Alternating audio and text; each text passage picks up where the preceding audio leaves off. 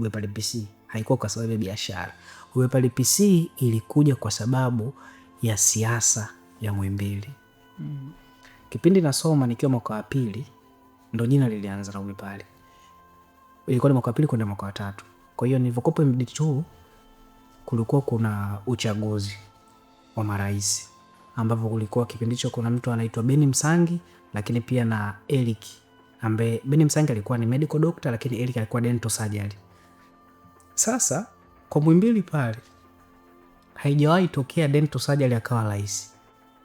Na tulikuwa tunagomaga sana hicho kitu, lakini ilitokea Eric alikuwa na ushawishi mkubwa sana. Kwa hiyo tukawa tunamsupport sisi MD2. Yaani medical doctor tukamsupport dental surgery. NMD walivyokuwa na item ile walikuwa wanaona kama ni dharau kwa MD kuongezwa na DDS, kwa sababu MD ndo kozi kubwa Muhimbili, alafu ndo ina wanafunzi wengi kuliko kozi nyingine yoyote.